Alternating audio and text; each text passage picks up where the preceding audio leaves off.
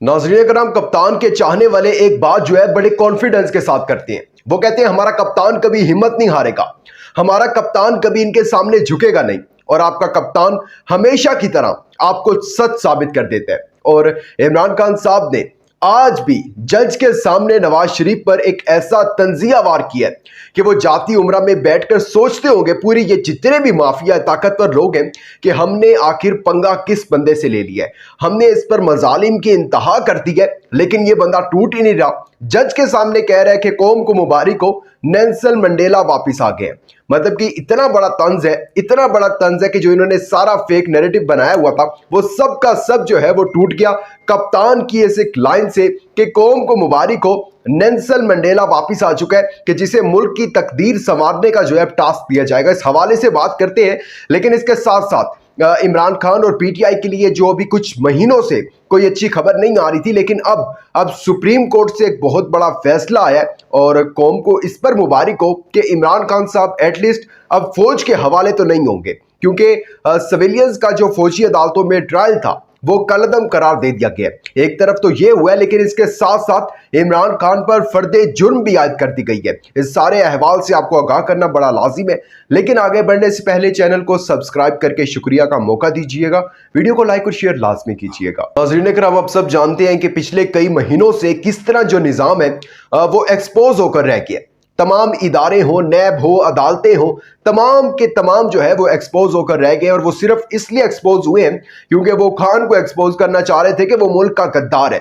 उनको मुल्क का गद्दार जो है वो कहलवाते हमें एटलीस्ट पूरी कौम को ये पता चल गया कि कौम का असल गद्दार कौन है, कौम के साथ, मुल्क के साथ गद्दारी कर कौन रहा है। और इसमें जो है आप देख रहे थे कि तहरीक इंसाफ हो या इमरान खान हो, उनके खिलाफ ही जो है वो केसेस आ रहे थे, उनके खिलाफ ही जो है वो समातें हो रही थी, उनके खिलाफ जो है वो फैसले आ रहे थे। लेकिन अब आज का जो 5 रुकनी बेंच ने एक फैसला दिया जिसने सबको हिला कर रख दिया, उसके बाद लग रहा है कि इसको शायद ब्रेक लगी है। लेकिन दूसरी तरफ इमरान खान पर फर्द जुर्म भी आयद हो गई है। आपको पता है कि इमरान खान के लिए इंसाफ के तकाजे और है, नवाज शरीफ के लिए और है, ताकतवरों के लिए और है, माफिया के लिए और है, इमरान खान के लिए और है। एक तरफ तो साबिक वज़ीर खजाना इसहाक डार को आमदन से जायद असासा जात पर जो है वो बरी कर दिया जाता है। दूसरी तरफ इमरान खान की एक दरख्वास्त जो वो अटक जेल से अडियाला जेल में अपने आइनी और कानूनी हक को इस्तेमाल करते हुए दरख्वास्त जो है सबमिट करवाते हैं, उस पर 1 महीने से ज्यादा जो है वो टाइम लगता है। और उसके बाद जब खान साहब कहते हैं कि अब मैं एडजस्ट हो गया हूँ अटक जेल में, तब उनको मजीद तंग करने के लिए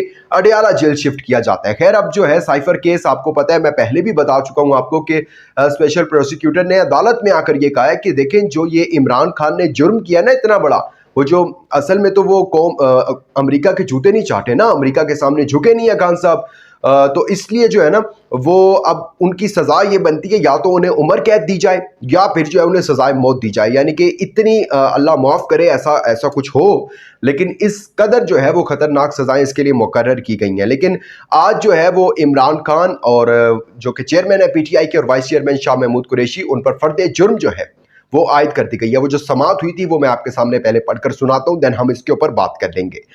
जज अबुल हसनात ने अडियाला जेल में साइफर केस की जो समात थी वो की, और इस दौरान जो है इमरान खान और शाह महमूद कुरैशी पर फर्द जुर्म आयद की है। इमरान खान और शाह महमूद कुरैशी ने सेहत जुर्म से इनकार किया। इमरान खान की फर्द जुर्म आयद ना करने की दरख्वास्त जो है वो रद्द कर दी गई। साइफर केस की समात जो है वो 27 अक्टूबर तक मुलतवी कर दी गई है। और वो जो चार्जशीट जो कि इमरान खान पर लगाई गई है वो भी मेरे सामने इस टाइम मौजूद है, वो भी मैं आपको पढ़कर सुना देता हूँ कि जी, इमरान खान ने सीक्रेट दस्तावेजात को ममनुआ मकाम और जलसे में इस्तेमाल किया। मुलजिम ने साइफर अपने पास रखते हुए सियासी मकासद के लिए साइफर को इस्तेमाल किया। यानी कि वही सिंपल आपको बता रहा हूँ कि जो गवर्नमेंट ताकतवर लोग अदालत में ये बयान दे रहे हैं आके कि भाई ये सजा है इनकी और ये सजा बनती है, इन्होंने इतना बड़ा जुर्म किया है, खान साहब ने इतना बड़ा मुल्क के साथ इन्होंने गद्दारी की है कि जो है इनको या तो सजाए मौत दी जाए या जो है इनको फिर उम्र कैद की सजा दे दी जाए। लेकिन मैं इनको बताना चाहता हूँ कि कौम जो है वो बहुत ज़्यादा अवेयर हो चुकी है। बच्चे को पता चल गया है कि मुल्क का गद्दार कौन है। ये जुल्फ़िकार अली भुट्टो का दौर नहीं है कि आप उनको फांसी दे देंगे और कौम जो है वो खामोश तमाशाई बनकर देखती रहेगी कि चलो जी ठीक है, लीडर को फांसी हो रही है, पहले भी हुई थी, लेकिन अब ऐसा नहीं है।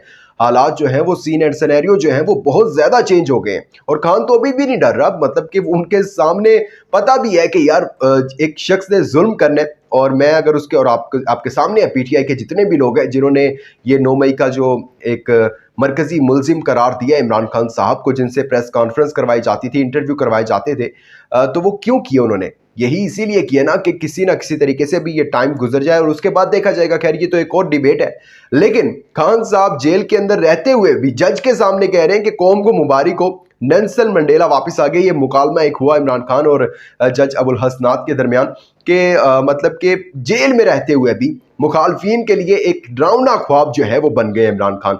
सोचते होंगे, मैं पहले भी कह चुका हूं इब्तिदा में, कि पता नहीं किस बंदे से हमारा पाला पड़ा है जो टूट ही नहीं रहा। और खान साहब के हौसले बहुत बुलंद हैं, और मैं पहले भी कह चुका हूँ ये खान साहब का ही हौसला है। और शायद कायदे आजम के बाद जो है शायद पाकिस्तान में एक पहला लीडर, एक ऐसा लीडर जो कि डट कर खड़ा जानना, जो उन्हें पता है कि तकलीफें कैसे बर्दाश्त करनी है, उन्हें पता है कि लीडर बना कैसे चाहता है।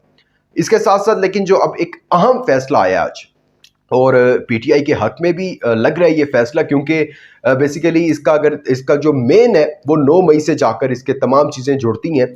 आज से पहले तो कभी ऐसा नहीं हुआ था कि सिविलियंस के फौजी अदालतों में जो है वो इतना ज़्यादा कोशिश की जाए कि जल्द से जल्द जो है वो ट्रायल शुरू करके सुप्रीम कोर्ट को बताया जाए। लेकिन अब जो है आज एक फैसला हुआ जी, जस्टिस इजाजुल हसन की सरबराही में 5 रुकनी बेंच ने फौजी अदालतों में सिविलियंस के ट्रायल को कलअदम करार दे दिया है और गैर आइनी इसको करार दे दिया है। और जिन लोगों का भी ये ट्रायल शुरू हो चुका था, यानी कि सुप्रीम वफाकी हुकूमत ने सुप्रीम कोर्ट को आगाह किया था कि हमने ट्रायल शुरू कर दिए हैं, और उनको अदालत ने कहा कि उनको भी रोका जाए और उनको भी कलअदम करार दिया जाए। अच्छा जी, अब ये 5 रुकनी बेंच था। जस्टिस मुनीब अख्तर थे, जस्टिस याज आफरीदी, जस्टिस मज़ाहिर नकवी और जस्टिस आयशा मलिक, और फिर जस्टिस इजाजुल हसन के साथ ये 5 रुकनी बेंच तक जो 3 रुकनी कमेटी जस्टिस काजी फाइज ईसा ने बनाया था, उनकी कमेटी जो थी 3 रुकनी बेंच था, उसने ये बेंच जो है वो बनाया था। लेकिन जस्टिस इजाजुल हसन इसकी सरबराही कर रहे थे, और एट द एंड उन्होंने यही कहा कि जी इसको कोई ये नहीं है, अगर 102 मुलजिम जो हैं 9 मई के जिनका नाम, जिनकी लिस्ट अदालत में पेश की गई थी, उनका भी जो है आम फौजदारी अदालतों में केस चलेगा, और इसके अलावा किसी का भी जो केस है बाशमूल इमरान खान, वो फौजी अदालतों में केस नहीं चलेगा, और इसको मुकम्मल तौर पर गैर आइनी करार दिया जाता है। और जितनी भी शिकें थी इस हवाले से उसे आइन से मुतसादिम करार देकर कलअदम करार दे दिया।